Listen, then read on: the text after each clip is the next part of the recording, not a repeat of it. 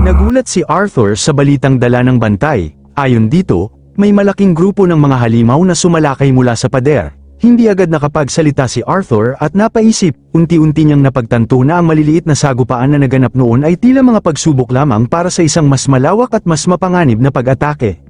Nang maunawaan niya ang bigat ng sitwasyon, agad siyang nagtanong kung naipaalam na ba ito sa konseho. Agad namang tumango ang bantay at ipinaalam na kasalukuyan ng naghahanda ang mga ito para sa paparating na panganib. Bahagyang tumango si Arthur at nagpas siyang kumilos kaagad, balak niyang magulat sa commander. Ngunit bago pa man siya makalabas ng pintuan ay narinig niya ang desperadong sigaw ni Ellie. Mariin itong ipinahayag na sasama siya. Napahinto si Arthur, ipinaalala ni Ellie ang pangakong minsan niyang binitiwan. Sandaling natahimik si Arthur habang nag-aalinlangan. Alam niyang napakadelikado ng sitwasyon, isang maling hakbang lamang at maaaring masugitan ng malubha si Ellie, o mas masahol pa. Sinubukan niyang pigilan ito sa pagsasabing isang napakalaking hukbo ng mga corrupted beasts ang kanilang haharapin. Ngunit nanatiling matatag si Ellie. Para rito, sapat ng kasama niya ang kanyang kuya at nasa loob sila ng proteksyon ng pader. Sa sandaling yun, kinausap ni Sylvie si Arthur sa pamamagitan ng isip. Ipinaalala nitong magandang pagkakataon nito para kay Ellie. Habang nasa itaas ng pader, makakatulong ito sa pamamagitan ng paglalabas ng mga pana, at para kay Sylvie, higit pa iyon sa simpleng target practice. Napatingin si Arthur kay Sylvie at hindi maiwasang magtanong kung paano kung mabasag ng mga halimaw ang depensa ng pader. Ngunit kalmado lamang ang sagot ni Sylvie, naniniwala itong hindi hahayaang mangyari iyon ni Arthur. Muling bumalat ang katahimikan sa silid, hindi agad makapagdesisyon si Arthur hanggang sa basagin iyon ng bantay, na nagpapaalala na hinihintay na siya ng mga tao. Samantala, patuloy pa ring nakatitig si Ellie sa kanyang kuya, tila desperadong umaasang papayagan siya. Bahagyang tumalikod si Arthur, ngunit makalipas ang ilang sandali ay muli siyang lumingon at tinawag ang kapatid. Tinanong niya ito kung ano pa ang hinihintay nito at inaya na siyang sumama. Agad na lumiwanag ang mukha ni Ellie, halatang halata ang labis nitong saya sa tila pagpayag ng kanyang kuya. Pagdating nila sa isang lugar, agad silang sinalubong ng isang bantay na tila nagulat sa pagdating ni Arthur. Magalang nitong ipinakilala ang sarili bilang si Officer Julor Strigen, isa sa mga miyembro ng pangkat na nagbabantay sa Beastblades, ang unang nakapansin sa paparating na hukbo ng mga halimaw. Ipinaliwanag ng elf na si Officer Strigen ang magbibigay ng buong ulat tungkol sa sitwasyon sa pader. Habang naglalakad sila, tuloy-tuloy ang pagbibigay ng impormasyon ng opisyal. Habang nakikinig, hindi maiwasang mapaisip ni Arthur, batay sa ulat ni Julor, tila napakalakas at seryoso ng banta ng paparating na Beast Horde. Mabilis namang nabasa ni Sylvie ang iniisip niya at agad itong nagsalita sa isip ni Arthur. Para rito, mana beasts pa rin ang mga yun kahit pa corrupted na ang mga ito. Agad na nagtanong si Arthur kung gaano katagal bago makarating ang hukbo sa pader.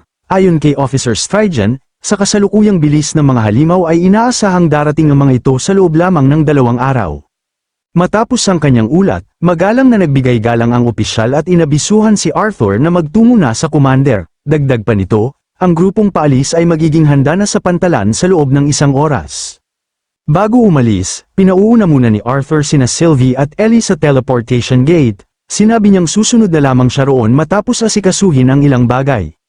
Hindi nagtagal, dumating si Arthur sa isang malaking pintuan. Pagpasok niya ay agad niyang nakita si Virian na tila matagal nang naghihintay sa kanyang pagdating. Ipinaalam ni Arthur na naibigay na sa kanya ni Officer Strigen ang lahat ng detalye tungkol sa logistics ng operasyon. Wala pa raw nakikitang sites o retainers, ngunit mananatili pa rin siyang alerto. Nagpasalamat si Virian sa pagdating ni Arthur bago nito iniabot ang isang kahon. Ayon sa matanda, naghanda siya ng munting bagay bago umalis si Arthur, hindi man yun ganoon kalaki. Naniniwala siyang makakatulong ang isang mas kahangahangang kasuotan upang mapalakas ang moral ng mga sundalong nasa pader. Habang tinutulungan ng mga katulong si Arthur na isuot ang bagong kasuotan, hindi niya maiwasang mapansin ang detalyadong disenyo nito, labis man ang palamuti at ukit sa baluti. Halatang alam na alam ni Virian kung anong klase ng armor ang tunay na aangkop sa kanya. Hindi ito katulad ng mga dating kasuotang puro pagpapakita lamang, sa halip, nagbibigay pa rin ito ng maayos na proteksyon habang hindi naaapektuhan ang kanyang paggalaw. Nang tuluyan na niya itong masuot, napangiti si Virian at tila nasiyahan sa resulta. Talagang kahanga-hanga ang bagong kasuotan ni Arthur, marangal tingnan at bagay na bagay sa kanyang tindig bilang isang mandirigma. Habang pinagmamasdan niya ang sarili, Hindi napigil ang mapansin ni Arthur ang paborito ni Virian sa mga balahibong disenyo ng kasuutan, napangiti lamang ang matanda at inamin na mahilig talaga siya rito. Tinapak ni Virian ang balikat ni Arthur at ipinaliwanag na ang mantle na suot nito ay dati niyang ginagamit noong kabataan pa niya. Bagamat pabiro nitong sinabing mas bumagay yun sa kanya noon kaysa kay Arthur, ipinagkakaloob na niya ito bilang regalo. Nagpasalamat naman si Arthur para sa kasuutan. Ngunit kasabay noon, bumalik sa kanya ang maraming alaala ng kanyang kabataan, ang mga panahong si Virian ang nagturo at humubog sa kanya. Naalala niya kung gaano ito kahigpit, ngunit sa likod ng pagiging istrikto ay naroon ang malasakit at gabay na naging malaking bahagi ng kanyang paglaki. Dahil sa pag-apaw ng mga alaalang yon, tahimik na nagpasalamat si Arthur, hindi lamang para sa kasuutan, kundi sa lahat ng nagawa ni Virian para sa kanya. Biglang naging awkward ang paligid. Tahimik na tumalikod si Virian at bahagyang tumingala bago nagsalita. Sa halip na sagutin ang pasasalamat, isa lamang ang hiniling nito kay Arthur, na tiyaking hindi babagsak ang pader. Matapos ang kanilang pag-uusap, lumabas sina Arthur at Virian mula sa silid. Sa ibaba, nakahanda na ang lahat para sa kanilang pag-alis. Nagulat si Arthur nang makita niyang naroon ang buong konseho upang ihatid siya. Ipinaliwanag ni Virian na nais ng lahat na makita siyang umalis at ipakita ang kanilang suporta. Maya-maya, dalawang sundalo ang lumapit at magalang na nagbigay galang kay Arthur, ipinakilala sila ni Virian bilang sina Gavek Lund at Callum Hembril, mga mahuhusay na mage na personal niyang pinili upang sumuporta kay Arthur sa depensa ng pader. Magiliw na nakipagkamay ang dalawa kay Arthur, napansin naman niya ang mga sasakyang nakahanda at agad niyang naisip na maglalakbay sila sa himpapawid. Ipinaliwanag ni Virian na ang pinakamalapit na teleportation gate ay nasa Black Bend City at hindi pa tapos ang konstruksyon ng tren, mabuti na lamang at hindi gaanong kalayo ang lokasyon ng kastilyo mula sa pader. Habang naghahanda ang lahat, napatingin si Arthur kay Sylvie at tinanong kung kaya nitong buhatin si Ellie habang karga rin si Boo. Nang marinig ni Boo na kasama siya sa usapan, nagmukha itong naguguluhan. Gayunpaman, kumpiyansang sinabi ni Sylvie na kakayanin niya yun basta't hindi masyadong mahaba ang biyahe. Hindi naman naiwasang magtanong ng isa sa mga sundalo, nagtaka ito kung bakit sasama ang isang batang babae at ang kanyang alagang cub sa isang lugar na haharap sa napakalaking hukbo ng mana beasts. Agad na ipinagtanggol ni Arthur ang kanyang kapatid, ipinaliwanag niyang isa itong mahusay na conjurer at magiging malaking tulong sa kanilang hukbo. Dagdag pa niya, hindi nararapat na tawaging munting bata ang kapatid ng isang general. Dahil doon, agad na humingi ng paumanhin ang sundalo, ngunit bago pa maging seryoso ang lahat, natawa si Byron at tinapak ang sundalo, ipinaliwanag nitong may anak na kasing edad ni Ellie si Gavek kaya natural lamang na mag-alala ito. Tinukso pa niya ang sundalo dahil sa pagiging malambot ang puso nito. Bago ang pag-alis, lumapit si Reyna Priscilla kay Ellie, sinabi nitong malaking tulong ang mga kakayahan nito sa mga sundalong nagtatanggol sa pader. Dahil dito, nahihiyang nagpasalamat si Ellie sa Reyna. Samantala, lumapit naman ang hari kay Arthur at mahigpit na nakipagkamay rito. Hiling lamang nito na pangalagaan ni Arthur ang mga sundalong nasa unahan ng digmaan, walang pag-aalinlangang nangakong gagawin niya yun. Nang matapos ang lahat ng formal na pagpapalam, inihayag ni Virian na oras na upang lumipad. Ngunit bago tuluyang makaalis ang grupo, biglang dumating ang mga magulang ni Tessia. May dala silang isang maliit na supot at ipinaliwanag na hindi kasalukuyang nakatalaga si Tessia sa pader. Gayunpaman, kung sakaling magkita sila, nais nilang ipaabot ang paboritong candy nito.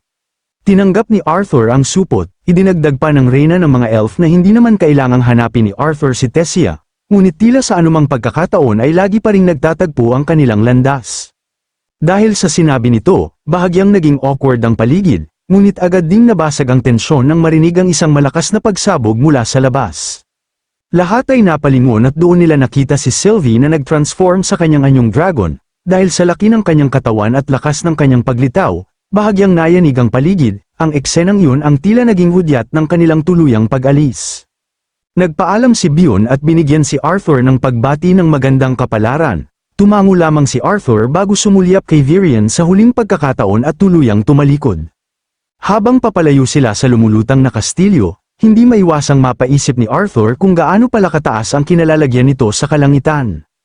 Tumingin siya kay Sylvie na ngayon ay karga-karga sina Ellie at Bo. Minsan pa niyang tinanong ang kanyang kapatid kung sigurado ba itong nais iwan ang kaginhawahan at kagandahan ng kastilyo upang sumabak sa digmaan, hindi pa naman daw huli para magbago ng isip. Ngunit kahit halatang kinakabahan habang nakasakay sa likod ng dragon, matatag pa ring sinabi ni Ellie na hindi siya matitinag, nakapagdesisyon na siya, Ang tanging inamin lamang nito ay medyo kinakabahan siya dahil iyon ang unang pagkakataon niyang lumipad.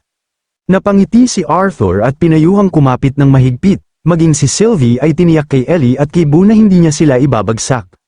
Sa wakas, itinaas ni Arthur ang kanyang kamay at ibinigay ang utos.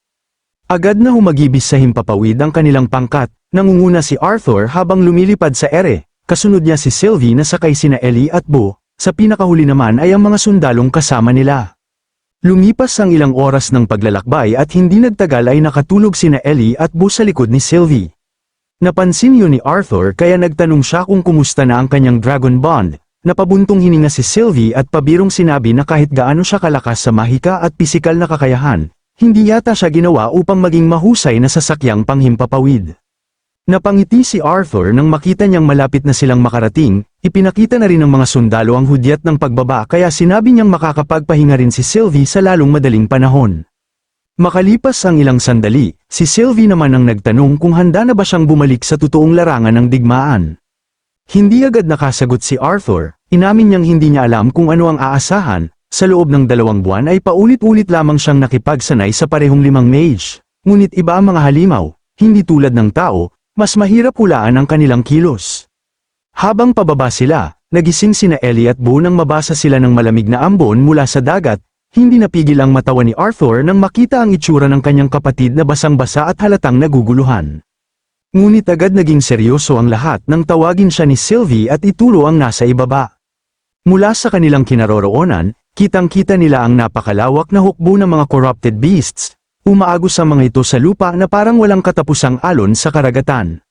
Dahil sa tanawing yun, naalala ni Arthur ang ulat ng mga scout.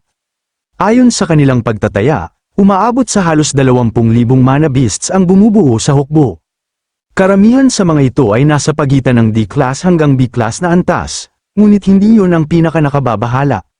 Naalala rin niya ang isa pang bahagi ng ulat, may ilang A-class at maging mga S-class mana beasts din na namataan sa hanay ng mga halimaw. Dahil dito, agad na nagtanong si Arthur kung ilan ang mga S-class na yon.